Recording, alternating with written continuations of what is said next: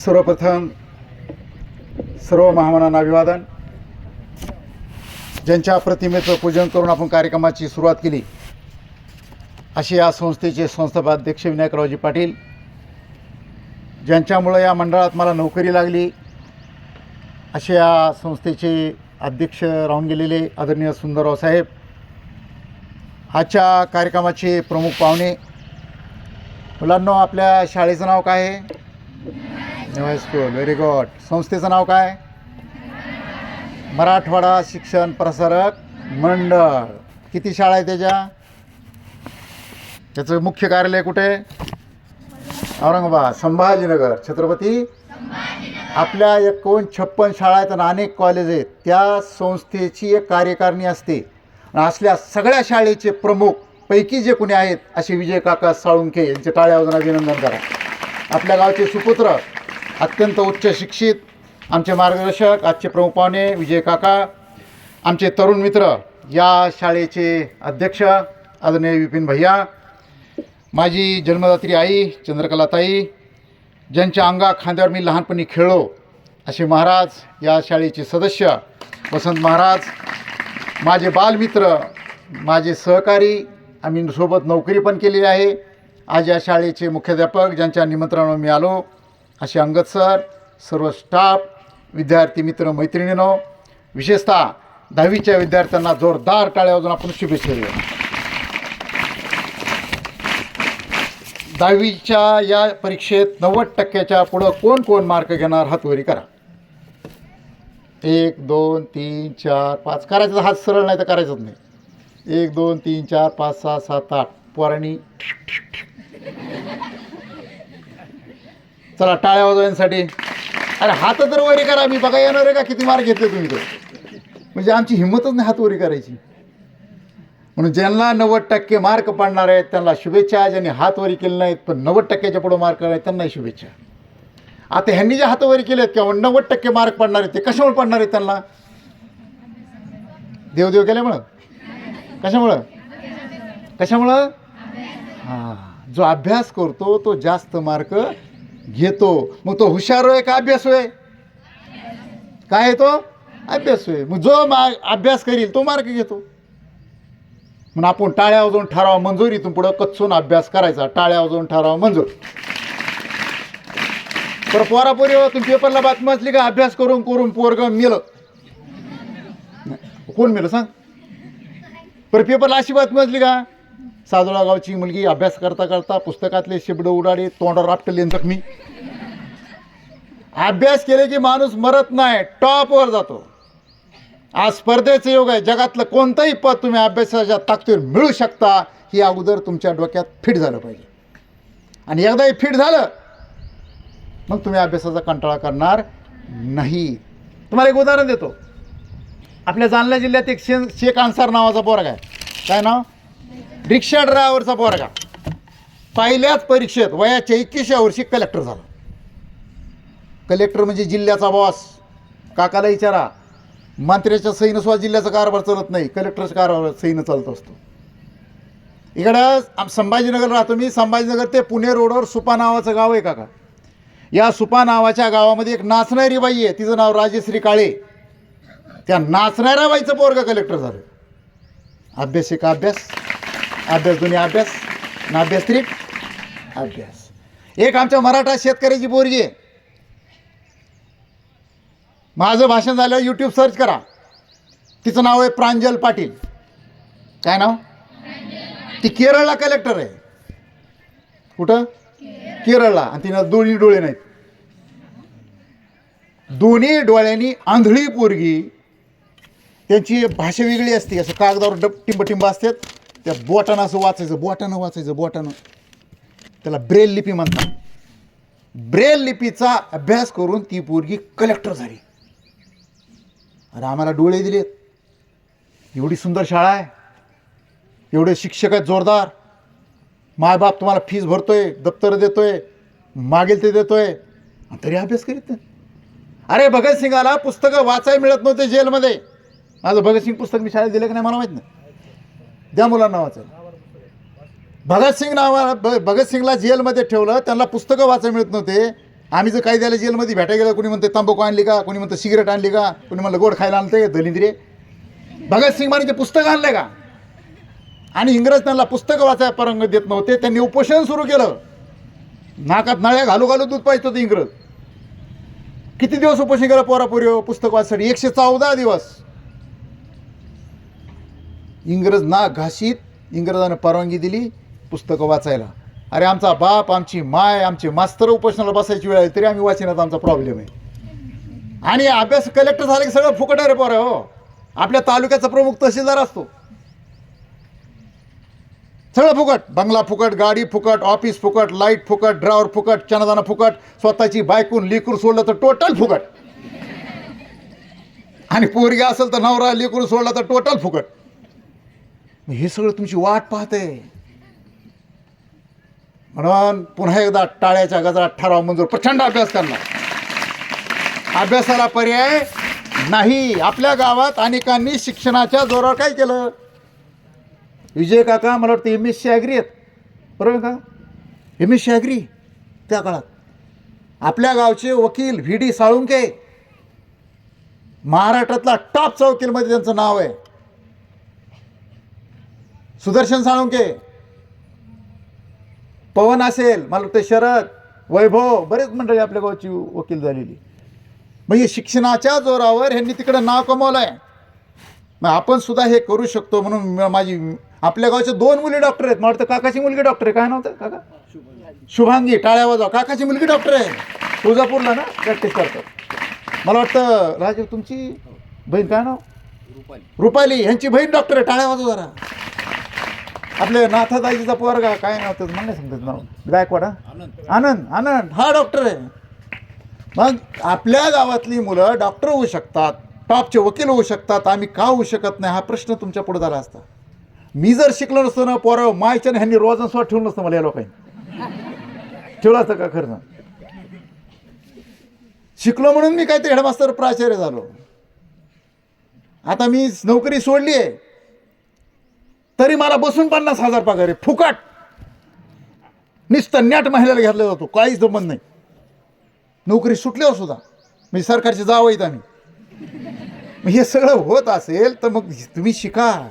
आणि आत्ता सर म्हणले की अभ्यासाची वेळ कधीच जात नाही. कल करे सो, सगळ्याला पाठ आहे हो, कळते. पण कल करे सो आज, आज करे सो अब, कल में काय, कल परले होगा बोहरी करोगे कब, कबीराचा दोहा आहे. म्हणून अभ्यासाची वेळ अजूनही गेली नाही. मी आता विचारलं सरांना, परीक्षा मला वाटते शाळेचे मुले डॉक्टर आहेत. आपल्या शाळेचे 2 मुलं डॉक्टर. आपल्या शाळेत 2 मुलं डॉक्टर आहे. टाळ्या वाजवा जरा. हे आदर्श यांचे फोटो लावले पाहिजे शाळेत. मला सांगायचा मुद्दा काय की बाबा तुम्ही अभ्यासाची वेळ कधी? 21 तारखेला परीक्षा आहे म्हणले. आज किती तारीख आहे? 15. अजून 6 दिवस. लय लांब आहे. 6 दिवस, नॉट जोक. 6 गुणिले 24 तास. मी BEdला होतो आणि BEdला ते काय आमच्या संस्थेनं काहीतरी विद्यार्थी जास्त भरले आणि विद्यापीठानं आमची परीक्षाच नाकारली. वर्षभर आंदोलन केलं आम्ही. पहिल्यापासून आंदोलन करणारे कार्यकर्ते. उदगीरला होतो, प्रचंड आंदोलन वर्षभर. पण रोज कॉलेज करायचो. आणि मुलामुलींनो कशाची शपथ घेऊन सांगतो, वर्षभर मी फक्त कॉलेज करीत होतो, अभ्यास केला, करूनच झालं नाही आंदोलनात. पण परीक्षा ज्यावेळेस परवानगी मिळाली आणि मग अभ्यास सुरू केला. असेच 5-6 दिवस शिल्लक होती परीक्षा. मी काय करायचं सांगू का? परीक्षेला जायचं, परीक्षा संपली, कच्चून जेवायचं, कच्चून घेरी फुटूस तर, आणि फुल झोपायचं. आणि 7ला उठायचं संध्याकाळी. संध्याकाळी 7ला उठलायचं आणि अभ्यासाला बसायचं. तर सकाळी 10 वाजेपर्यंत अभ्यास. तसंच परीक्षेला जायचं, डोळे चुळीत चुळीत पेपर आणायचा, पुन्हा जेवायचं कच्चून की पुन्हा झोपायचं. अक्षरशः परीक्षा दिवसातच मी फर्स्ट क्लासनं BEd पास केलं, एका दिवसात अभ्यास करून. पण वर्षभर मी रनिंग नोट्स वर्गात घेतो होतो, त्या रनिंग नोट्स मी वाचल्या, त्याचा फायदा झाला. म्हणून तुम्ही अजूनही वेळ गेली नाही. प्रश्नपत्रिका जरी सोडीत बसलात, बरोबर सर, प्रश्नपत्रिका जरी आजपासून सोडीत बसलात, आजपासून प्रश्नपत्रिका कोण कोण सोडवतं? सोडवता का तुम्ही? कोणी कोणी सोडल्यात? इमानदारीने सांगायचं. अजून ज्यांनी सोडले सोडवा. ह्याला प्रश्नपत्रिका सेट देऊन टाका एक नसले तर, नाही तर माझ्या वतीने देतो. काहीच नाही, प्रश्नपत्रिका गाईडमधले बघून हा तो पण सध्या इथं सराव तर करा, घड्याळ लावून बघा आपल्याला पेपर सोडायला किती वेळ लागतो. म्हणून अजूनही ज्यांनी अभ्यास केला नाही त्यांना मी अत्यंत गांभीर्याने सांगतो, तुम्ही प्रचंड मोठा अभ्यास अजूनही करू शकता. करणार का अभ्यास? करणार का? बोला ना. कोण कोण करणार? हात वरी करा. काय काय हात दलिंद्राचे नाहीच वरी अजून. ओके, धन्यवाद. आणि तुम्ही भाग्यवान आहेत. काकाला विचारलं किती जमीन आहे? 1 एकर. आमची शाळा मठात भरत होती. मी तर 6 महिनेच होतो गावात शिकायला, पण मठात शाळा होती. बरं महाराज, मठात तिथंच वर्ग त्या विठ्ठल रुक्मिणी समोर. हे 5वी, आपले हे 1ली, हे 2री, हे 3री, हे 4थी, तिथंच त्या फरशीवर. तिकडून एक मास्तर आढळला, तिकडून एक मास्तर आढळला, मिक्सिंग. तुम्ही भाग्यवान आहेत. एवढी सुंदर शाळा, एवढी परिसर, एवढी झाडं, पॅन्डल लावायची गरज पण सुंदर झाडं, एवढे सुंदर मास्तर, आणि पुन्हा संस्थेचे प्रमुख इथं आले. टाळ्या वाजवा जरा जोरदार. आणि फीस किती हो तुम्हाला शाळेची?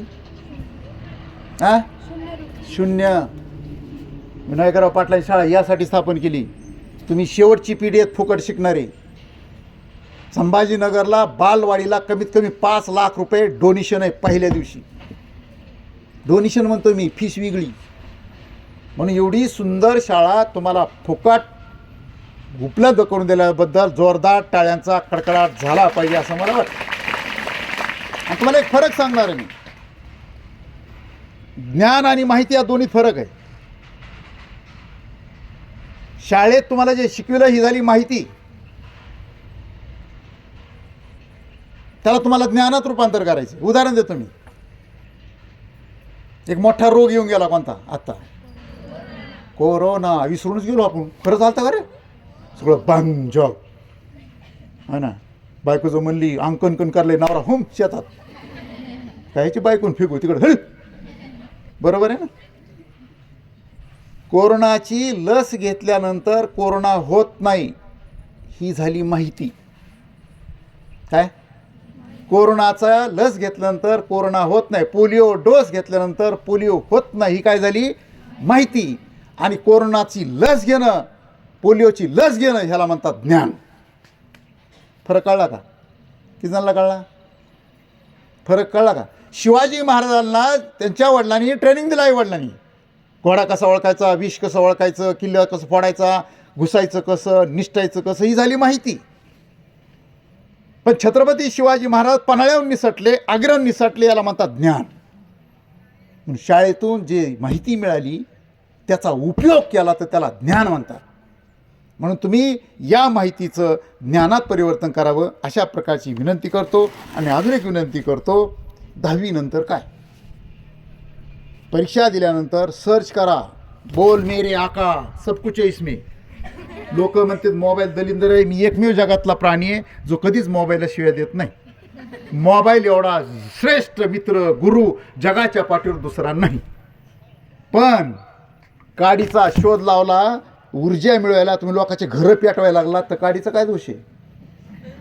तुम्ही मोबाईलचा दलिंदर उपयोग करीत असाल तर मोबाईलचा काय दोष आहे? तुम्हीच तर प्रदीप सोंगे टाका, याच्यात अख्खी कुंडली माझी तुमच्यापुढे उपलब्ध होईल. नुसतं मशी प्रमंडळ टाका, टोटल मशी प्रमंडळ तुमच्यापुढे उभं राहते. 10वीचा कोणताही विषय ह्याच्यात टाका, तुम्हाला फटकीन सापडते. की ही सगळा फायदा तुम्ही करून घ्या. याचं जास्त तुम्ही ज्ञान मिळवा अशा प्रकारची विनंती या निमित्तानं करणार आहे. 10वी नंतर मार्क, तुम्हाला अजून सांगतो, आज मार्काला कुणीची चेर नाही, ज्ञानाला महत्त्व आहे. पूर्वी पुटळी असली की कुठेही नोकरी लागायची, आता नाही आहे. आम्ही गॅरेजला गाडी लावतो काय, त्याची डिग्री बघून लावतो काय? तर आमची गाडी नीट होण्याची मतलब आहे. म्हणून तुम्हाला माझी आग्रहाची विनंती आहे, सायन्सला जायचं असेल तर ज्याला सायन्सची आवड आहे, ज्याला थोडंफार इंग्रजी बरं येतं त्यानं सायन्सला जावं. आमचं कसं आहे काका, 60% मार्क पडले की सायन्स. ढचं मग कळा ना. मी करमाडला प्राचार्य होतो आणि ते आमचं फुल व्हायचं कॉलेज. सायन्सला ॲडमिशन, सर ॲडमिशन द्या. अहो म्हणे, मी मुलाला बोलायचं किती टक्के मार्क? 60% मार्क आहे, फर्स्ट क्लास. तुला इंग्रजी येतं का? नाही. सायन्स नाही कळतं. कशाला घेतो सायन्स? तर तसं लगे आमदाराला फोन, शालेय समितीच्या अध्यक्षाला फोन, पार लगे सतीश भाऊपर्यंत फोन की नाही सायन्स द्या, प्रतिष्ठा. अहो तुम्हाला येते का त्यातलं? नाही, तुम्ही सायन्स घेणार, 11 माती जाणार, ट्युशन घालणार, कोणी ते भरत्या करणार. आवड पाहिजे. आणि तुम्हाला एक खरं सांगू का, मार्क कसे पडतात आपल्या सगळ्याला माहिती. मला तर वाटतं 20% मार्क आपणच घेतो. किती असतात? 20% मार्क शिक्षकच देतात. बरोबर आहे. 10 पैकी अंदाजे 10 मार्क झाले 30, इकडे तिकडे बघून 10 मार्क झाले 40. 40% तर असेच पडतात.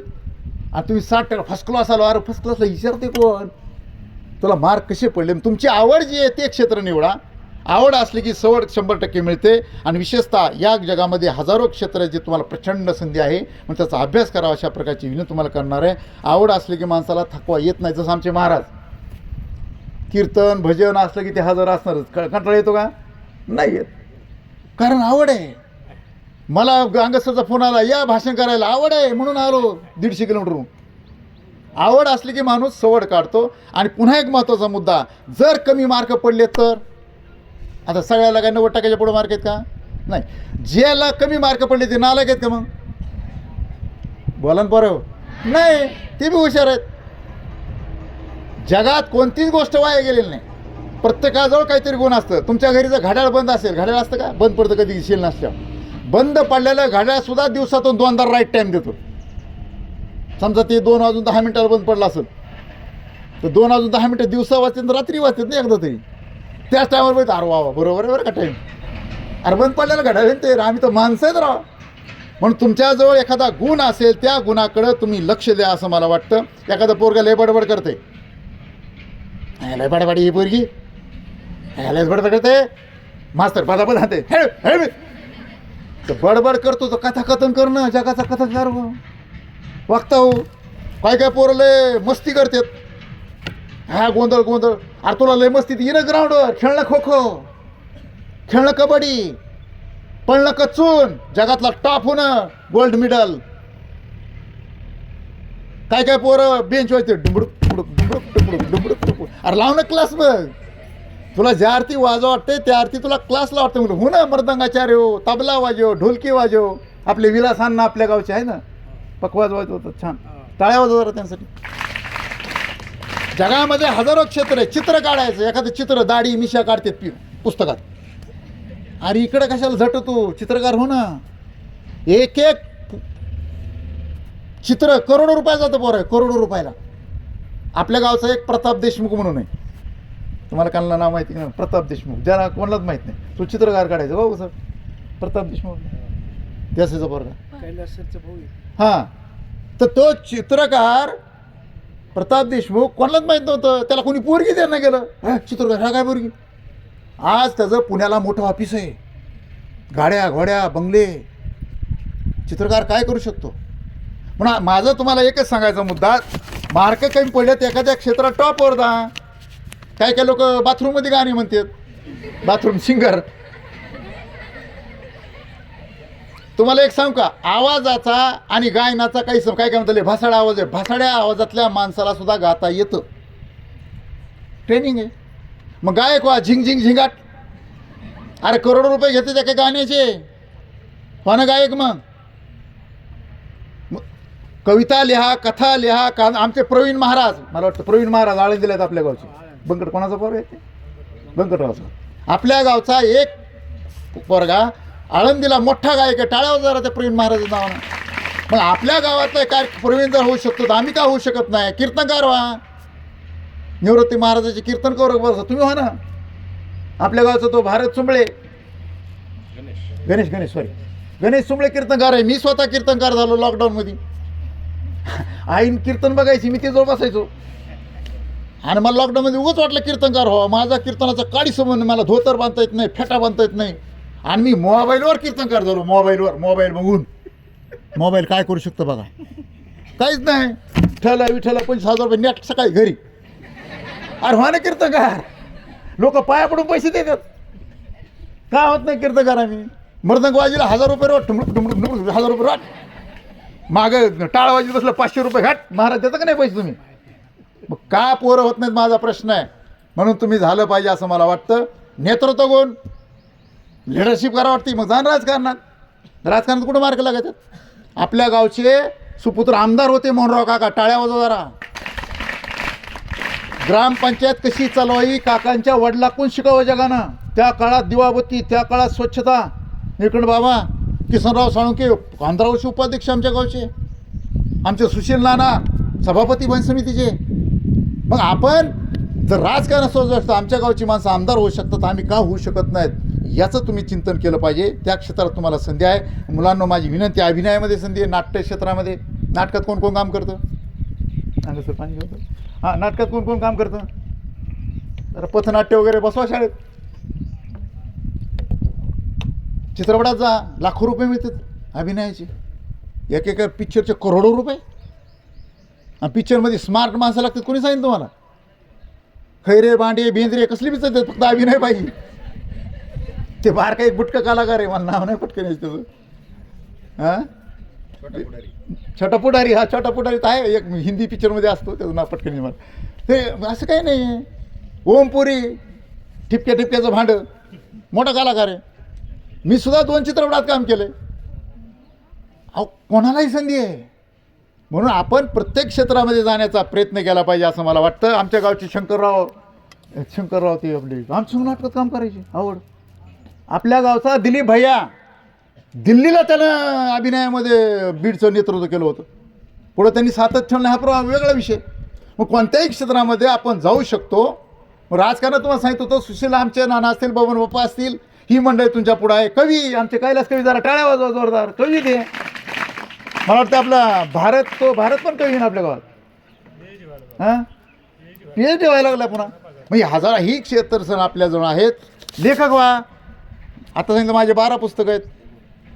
पण लेखक एक पुस्तकं काही प्रसिद्ध होऊ शकतं. आमची आई तुमच्यासमोर बसली, देशमुखाची पोरगी 1 दिवस शाळेत गेलेली नाही.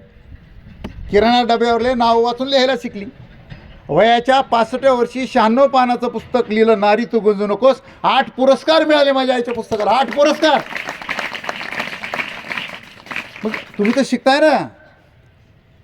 म्हणून लेखक व्हा. काय हजारो क्षेत्र जिथं आहेत मी सांगतोय. आणि अभ्यास करून पोटे झाले तरी व्हा ना.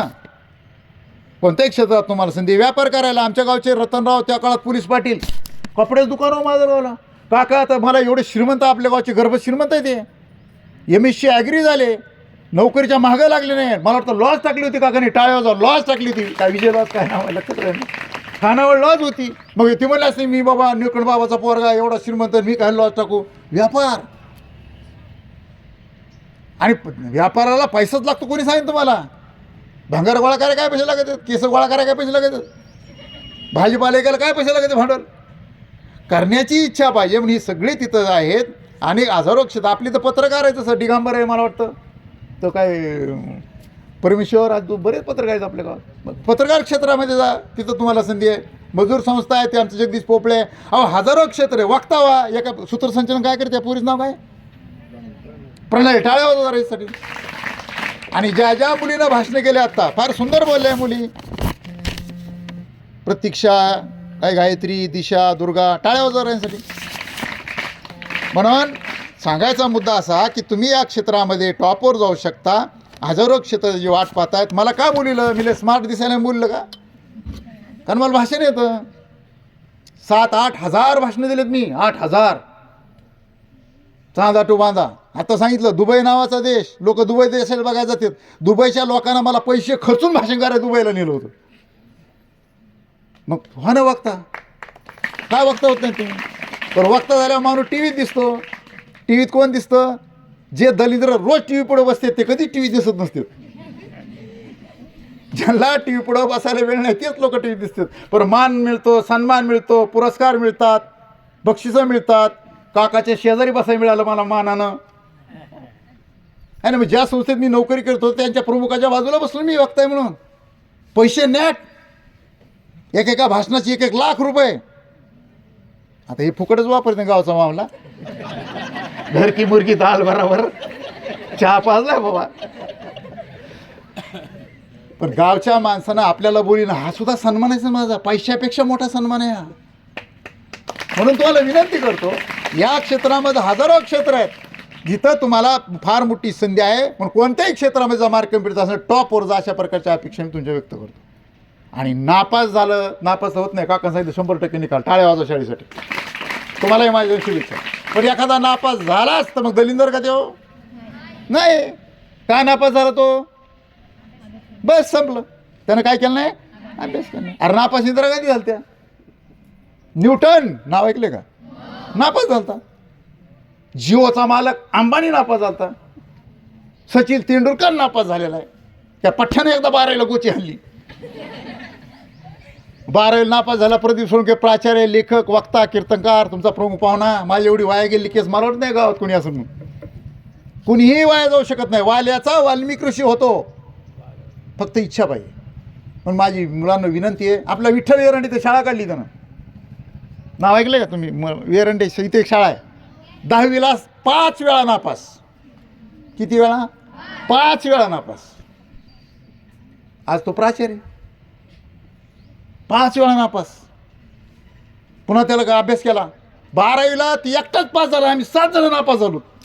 शरद काका, ते पांडुरंग मोरे, मी, सुभाष आपला ते कोपन, आम्ही नापास झालेले. भावाने विचारलं त्याला, शरद काकाला, म्हणजे कसं काय रे येरडे पास झाला, तुम्ही कसं काय नापास झाले? म्हणले त्याचा भाऊ तिथं नोकरीला कॉलेजला, त्यानं कॉफ्या पुरल्या. शरद काका सांगायला. म्हणून काही माणसांना बदल होऊ शकतो, म्हणून तुम्ही टॉपवर जा. अशा प्रकारची विनंती. आमचे प्रताप तर आमच्या गावचा नापास झाला, त्याला पास झालंच माहीत नाही, पुन्हा फीस भरायला गेला. आणि ती शाळा म्हणजे पास झाला तो, त्याला माहीतच नाही. म्हणजे असे किस्सेच जगामध्ये. तर तुम्हाला सांगायचा मुद्दा की तुम्ही प्रचंड अभ्यास करा, मोठं व्हा, टॉपवर जा, आणि नापास झालं ते टेन्शन घेऊ नका, पुन्हा अभ्यास करा. आणि एखादी अनेक भाषा आल्या पाहिजे. हिंदी कोणा बोलता येतं? वा वा सर, बरं वाटलं मला. भागते काय रात्रीची पाड्या, लोटाबे फुट्या, सलंबी साड्या, जशी येईन तसं. इंग्रजी. आणि तुम्हाला सांगू का, इंग्रजी शाळेचा आणि इंग्रजी बोलण्याचा काही संबंध नाही. आणि इंग्रजी बोललेला माणूस हुशार असतो, ही जगातली सगळ्यात मोठी अंधश्रद्धा आहे. भाषेचा ज्ञानाचा काही संबंध नाही, हे अगोदर नीट समजून घ्या. रशियात इंग्रजी चालत नाही, फ्रान्समध्ये इंग्रजी चालत नाही. येडे लोक आहेत का सगळे ते? चीनमध्ये इंग्रजीच बोलू देत नाहीत. येडे लोक. जापानमध्ये इंग्रजी चालत नाही. आपल्यावर इंग्रजाचं राज्य आलं म्हणून ती भाषा आपल्यावर लादली गेली. पण आज बऱ्यापैकी जगाची भाषा जर इंग्रजी असेल तर आम्हाला आली पाहिजे. आम्हाला 1-2 भाषा आल्या पाहिजे. आमच्या गुलाबी नोट काढली मोदी साहेबांनी, त्याच्यावर जेवढ्या भाषा तेवढ्या तरी आल्या पाहिजे, 2-4 तरी. म्हणून खूप वेगळ्या भाषा. एक गोष्ट सांगतो मी तुम्हाला, सांगू का? एक उंदरी आणि तिचं पिल्लू, 2 जण चालले होते गप्पा मारीत. बोलता उंदरीनं महागवळून बघितलं. तिला दिसलं मांजर, तिला दिसला धोकाचा. पळ बच्चे तार वेळ चाल भाग. आता उंदरी पळू शकते, पिल्ला सोडून पळणार कशी? माय ती. पिल्लू पळा, उंदरी मागं, मांजर मागं, झाली रेस सुरू. जशी मांजर तर जास्तच पळणार. जसं मांजर उंदरीला धरणार, उंदरीच्या लक्षात आलं, मारणार. ती म्हणजे जीव होईल शेवटचा प्रयोग. पळता उंदरी थांबली, तिनं मागवळून बघितलं. जसं उंदरीनं मागवळून बघितलं, मांजर कचकच ब्रेक दाबलं. आजपर्यंत कसं घडलं होतं? जशी उंदरी थांबली, तिनं तोंडातून आवाज काढला, भो भो. उंदरीनं भो, मांजराला चक्कर ते गेलं पळून. जसं मांजर पळून गेलं, उंदरी आपल्याला म्हणती, बेटा परकीय भाषा शिकली की असा फायदा होत असतो. जगात एकतरी भाषा आपण शिकली पाहिजे. आणि मुलांना तुम्हाला विनंती करणार आहे, काळानुसार अपडेट राहा. तुम्ही डायनासोर नाव ऐकले का? जगातला सगळ्यात मोठा प्राणी सध्या किती जगात? हाडं सुद्धा नाही झाडं, कारण तो बदलला नाही. झुरळ त्यावेळेस होतं, आज बी आहे, कारण ते बदलतंय. पहिले त्या एका पावडरनं मरत होतं, पुन्हा रोगरनं मरणा, पुन्हा कशानं मरणा नाही. झुरं तिसरं माहिती झालं, जिल्ह्यात झुरळ राहणार आहे. जे बदलत नाही ते संपतात. म्हणून आधार कार्ड कोणाकोणाकडे? Very good. ज्यांनी काढलं नाही त्याच्यावर दलिंदर दुसरं कोण नाही. मग आधार कार्ड सगळ्याजवळ ठेवा. ईमेल ॲड्रेस कोणाकोणाचे आहेत? ईमेल ॲड्रेस एकाचं पण नाही. ईमेल ॲड्रेस कशाला म्हणते दिसणं माहीत नाही. अरे असं करू नका रे. ईमेल ॲड्रेस काय नाही, पैसे लागत नाही, मोबाईलमध्ये जाऊन त्याचं टाक करून घेतो. म्हणून तुम्हाला माझी विनंती आहे, परीक्षा झाल्या सगळ्यांनी आपापले ईमेल ॲड्रेस. माझा जर ईमेल ॲड्रेस असेल तर जगातून कुणीही मला 1 मिनिटात कसलंही पत्र पाठवू शकतो, कसलाही मॅसेज देऊ शकतो. ह्याला काही खर्च येत नाही. कसलंही पत्र काही जाऊ शकतो. मग सगळं ते मोबाईल असले की ईमेल ॲड्रेस होतो. मग ईमेल ॲड्रेस सगळेजण तयार करा. बँक खातं कोणाकोणाचं आहे? बँकेत. Very good. ज्याचं नाही ते उघडा. उगाच आज भरायचे, परवा काढायचे, पुन्हा भरायचे, पुन्हा काढायचे, पुन्हा भरायचे, पुन्हा काढायचे. बँकमध्ये लय भारी भविष्यात कर्ज देते काचकीन बँक. पॅन कार्ड कोणी काढलेत? Pan card. टाळ्या वाजवा. Very good. यांसाठी टाळ्या वाजवा. अरे टाळ्या तर वाजवा. पॅन कार्ड काढून घ्या. मला 100-200 रुपयाला का 150 रुपये काय ते 50 रुपये. Very good. पुढच्या वेळी शाळेत हेच उघडा एक पॅन कार्ड काढण्याचा काहीतरी उपक्रम. लॅपटॉप कोणाकोणाकडे? लॅपटॉप एक, फक्त एक लॅपटॉप. मोबाईल कोणाकोणाला वापरता येतो? टाईप करता येतं का? मोबाईल तुम्ही हे बघत नाही. टाईप करता येतं का? कोणाकोणाला टाईप करता येतं? टाळ्या वाजवा सगळे जोरदार. Very good. लॅपटॉप सगळं ऑनलाईन झालं आहे. लाडकी बहीण ऑनलाईन, विमा ऑनलाईन, 10वीचा फॉर्म ऑनलाईन, लग्न ऑनलाईन. नवरी भारतात, नवरदेव फ्रान्समध्ये ऑनलाईन. लाईनसुद्धा ऑनलाईन आहे आजकाल. म्हणून तुम्हाला विनंती करणार आहे, जगामध्ये सगळं ऑनलाईन झालं आहे. तुम्हाला त्याचं ज्ञान झालं पाहिजे. ते तुम्ही त्यानुसार बदला ही विनंती तुम्हाला करणार आहे. पासपोर्ट कोणी कोणी काढला आहे? पासपोर्ट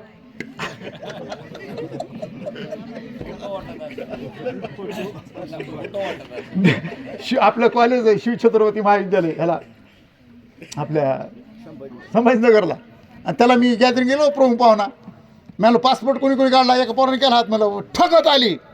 त्याला मला कधी काढला? मला कालच काढला. त्याला फोटो काढून दाखवला. Passport photo.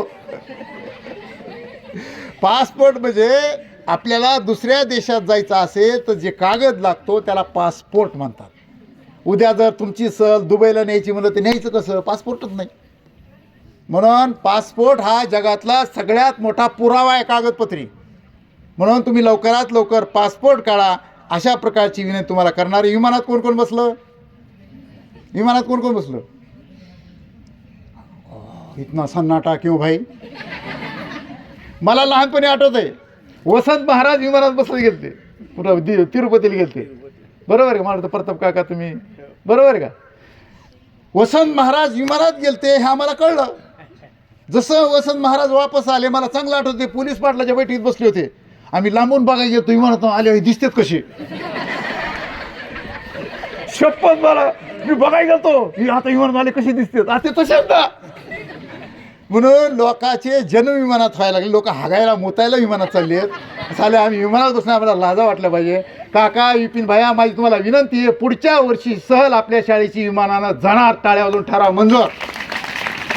आणि त्याला मी पूर्ण सहकार्य करणार तुम्हाला ती सहल काढण्यासाठी. मी पालकाच्या पाया पडतो घरोघरी जाऊ. अरे बसून मी करमाडला होतं का शाळेवर, ते विमानतळ सुद्धा न बघितलेले पोर अख्खी शाळा विमानानं सहल दिल्लीला घेऊन गेलो. काय प्रयोग केले पाहिजे. म्हणून आपण काहीतरी नवीन या क्षेत्रामध्ये, आणि काही नाही 2-2.5 हजारात दिल्ली होतं लवकर काढलं तर. म्हणून कोण बसले का?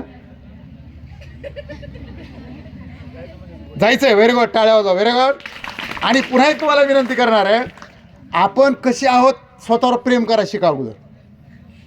आपण जसे असून तसे, रंग रूप नाक डोळे धर्म जात आपल्या हातात आहे का पोरापोरी? बोला ना. मी 6 फूट उंच आहे. मी काय ऑनलाईन फॉर्म भरला तर मला 6 फूट पायदा कर म्हणून? मी काळा आहे, ब्लॅक ब्युटी. काळ्या माणसानं स्वतःविषयी कधीच वाईट म्हणून घ्यायचं नाही. अरे आमचा विठ्ठलच काळा आहे, त्याचे आम्ही भक्त आहेत, आम्ही काळे असणं काय विषय आहे? मला सांगा, काळी जमीन जास्त माती देते पीक देते का हलकी? काळी. पाऊस कधी पडतो? बाजा काळ्या ढगातून, है ना? बरोबर का नाही? रंग रूप नाक डोळे याचं कधी वाईट वाटून घ्यायचं नाही. आपण नकटे तर नकटे, यस. काळे तर काळे, बुटके तर बुटके. आता विजय काका एवढे आज स्मार्ट दिसतेत, तेव्हा कशी दिसला असं मी लय विचार करतो कधी कधी. पण एवढ्या स्मार्ट माणसाच्या बाजूला मी काळा माणूस बसलो का नाही? हे जग दिसायला सुंदर असाल तर तुमचं अभिनंदन. पण काही लोक दिसायला देखणे चालायला हेकणे काय कामाचे. काही महिला 1 लाखाची साडी नेसतात लग्नात, 1 लाखाचे दागिने, 50,000 मेकअप, आणि खराब तोंड करून लग्नात बसतात. काय करायचं हिला? खराब तोंड तिच्याजवळ कोणी जात बी नाही. काय बाया साध्या साड्या मेकअप हे थोडंफार पावडर मस्त हसऱ्याच्या लग्नात फिरतात. हिरो सगळं जग त्यांना मानतात. म्हणून तुमच्या सगळ्यात मोठा दागिना काय? तुमचा स्माइली चेहरा. जगातला सगळ्यात मोठा दागिना हसरा चेहरा. रडक्या लोकाला जगात कुणीच जवळ करीत नाही.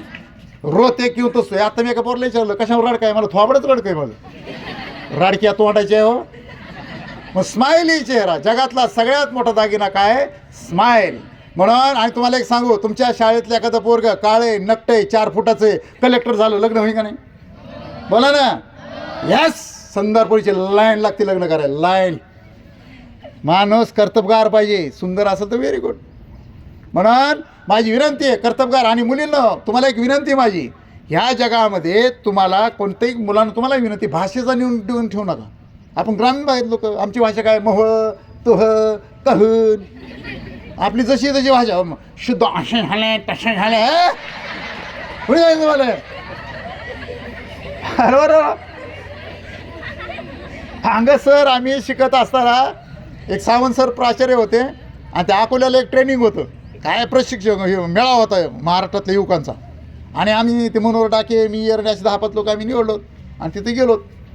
तिथे गेल्यानंतर त्यांनी ते आता मंत्र्याचं नाव आठवत नाही कोण होतं त्या ऐवजी, त्यांनी आमचे तुकडे केले. तेव्हा तुम्ही माजोराचे लोक एकत्र बसले तर तुमच्यात 5 गप्पा हाणतात, तुमच्या ओळखी झाल्या पाहिजे सगळे करून. आम्हाला असं तुकडे करून फेकलं. म्हणजे ह्या ग्रुपमध्ये तू, ह्या ग्रुपमध्ये तू. माझा नंबर नाही पुण्या मुंबईच्या आले मुलीत आला. आणि तेव्हा पुण्या मुंबईच्या मुली भलत्या फॅशनेबल, भलतं मेकअप केलेलं, भलते फवारे आणलेले अंगावर. तर म्हणलं काय करावं. आणि त्या भलत्या सुद्धा बोला अशा झाल्या तशा झाल्या. अरे बोला आपण बोलूच नाही आता, चोप. त्या म्हणायच्या मिस्टर सोळंके बोलायला.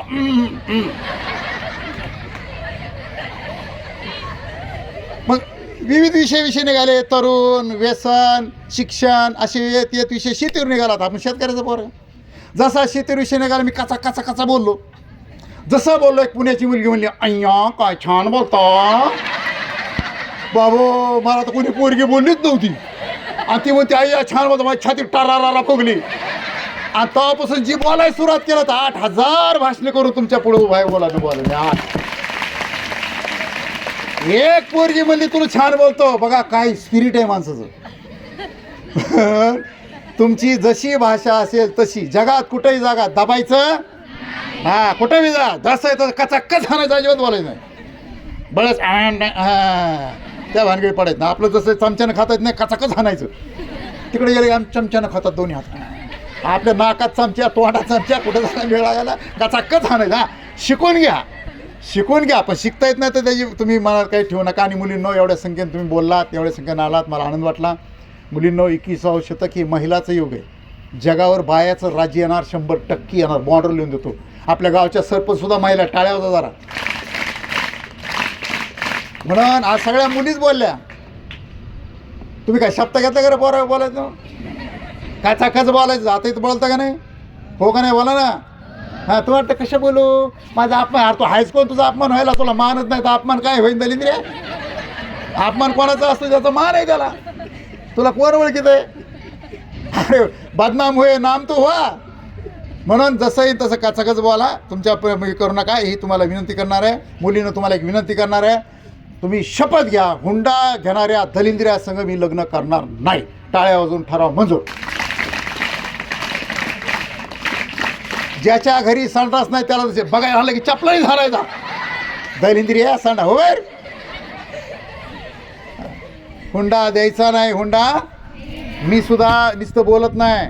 मी महाराष्ट्रभर कीर्तन व्याख्याने केले. आमचे मेहना मला म्हणायचा, मेडिकल ऑफिसर आहे, दाजी बोलावं लागतं, कीर्तनात सांगावं लागतं, व्याख्यानात बोलावं लागतं, पण द्यावाच लागत असतं. म्हणजे होते माझी पोरगी बिना लागत ठेवून तिला पळून जायला सांगितलं, पण हुंडा देणार नाही. आणि मी कशाची शपथ घेऊन सांगतो, माझ्या पोरीला हुंडा न देताच मी लग्न करून दाखवेन. होऊ शकतं पण हुंडा द्यायचा नाही. हुंडा मुली कमी तर ऑलरेडी. हा 1000 पोरा मग 700 पोरी आहेत. साधुराचे 1000 पोरं बिना लग्नाचे असतील तर 700 पोराचे लग्न होणार आहे. 300 पोरं बिना बायकोचे तडफडून मारणार आहेत. पोराचा प्रॉब्लेम का पोरीचा? लग्नाचा प्रॉब्लेम कोणाचा आहे? म्हणून तुम्ही तर टेन्शनच घेऊ नका. तुम्ही तर मेले रे. हा गुटखा खातो मी आला, तंबाखू खातो मी आला, बोंबला थिंडतो मी आला. अहो परवा तर पेपरला बातमी आली, लग्न जमल्यावर सिबिल तपासलं.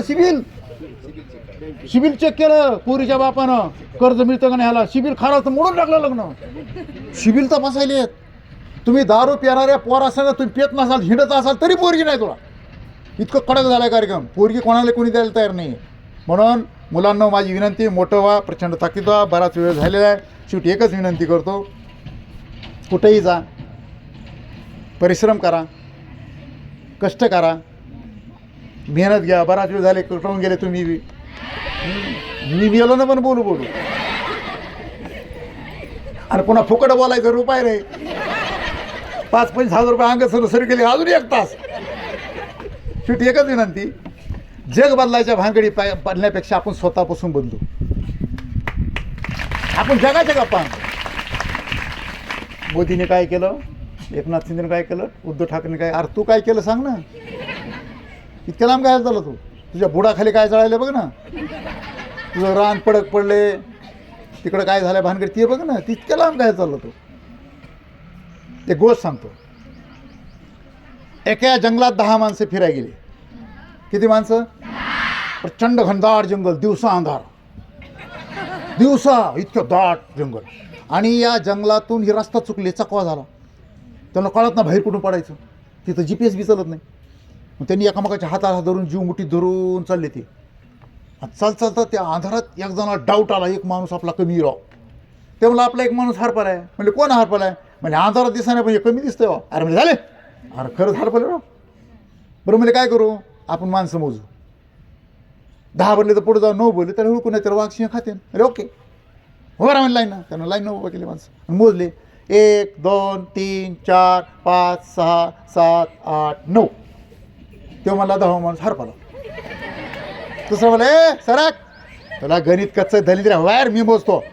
तो बाहेर आला, त्याला लाईन बघ, ह्यानं उलटं मोजलं. 1 2 3 4 5 6 7 8 9. 10 माणूस 10 माणसानं 10 वेळेस माणसं मोजली. प्रत्येक वेळेस 9च भरली. कशामुळं? प्रत्येक जण स्वतःला मोजीत नव्हता. ज्या दिवशी प्रत्येक माणूस स्वतःला मोजायला सुरुवात केली की न्यू हायस्कूल टॉपवर झाल्याशिवाय राहणार. ज्यावेळेस साजळ्याचा प्रत्येक माणूस स्वतःला मोजील. सरपंचाने गुत्त घेतलंय का गाव सुधारायचं?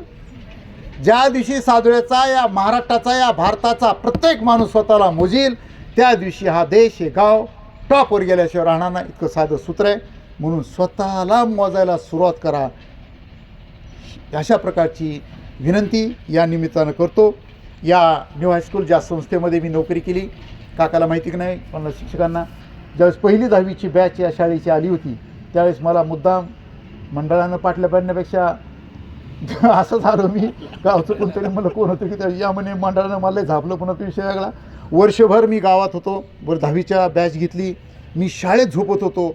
सगळे मुलं रात्रभर शाळेत मुक्कामाला, रात्री 11 साडे11पर्यंत अभ्यास, सकाळी पहाटे उठून व्यायाम, पुन्हा फार कष्ट या शाळेसाठी 10वीच्या बॅचसाठी 1 वर्ष मी घेतलेले. त्याच काळात माझ्या वडिलाचंही निधन झालेलं आहे. तर माझी विनंती अशी आहे की एवढी सुंदर शाळा आहे, एवढा परिसर आहे, काकासारखे, भारताबासारखे संस्थेचे प्रमुख एका गावात 2-2 आम्हाला भेटलेले आहेत. या स्टाफसारखा सुंदर स्टाफ आहे आणि एवढ्या सुंदर शाळा आहे. शेतकऱ्याचे पोरं आहेत. मी शहरात होतो. शहरात पगार जास्त असतो, तुम्हाला माहिती का नाही मला माहीत नाही. शहरामध्ये पगार जास्त असतो महानगरपालिकेत, खेड्यात पगार कमी असतो शिक्षकांना. मी मंडळाला विनंती करून खेड्यात नोकरीला गेलो होतो शेतकऱ्या पोरासाठी करमाडला. तर आपण ही करायची तयारी ठेवली पाहिजे. विपिन भाईला, काकांना, शाळेला माझी विनंती आहे की माझ्या ज्ञानाचा, अनुभवाचा फायदा या शाळेला काय करून घ्यायचा असेल तर मी कधीही तुमच्यासाठी स्वतःचे पैसे खर्चून, डिझेल जाळून या शाळेसाठी उपलब्ध राहील, एवढा शब्द देतो. आणि पुन्हा 10वीच्या विद्यार्थ्यांना जोरदार टाळ्यांच्या कडकडाटात शुभेच्छा देतो. 9वीच्या मुलांनी आत्तापासूनच अभ्यासाला लागावं, अशा प्रकारचं आवाहन करून मी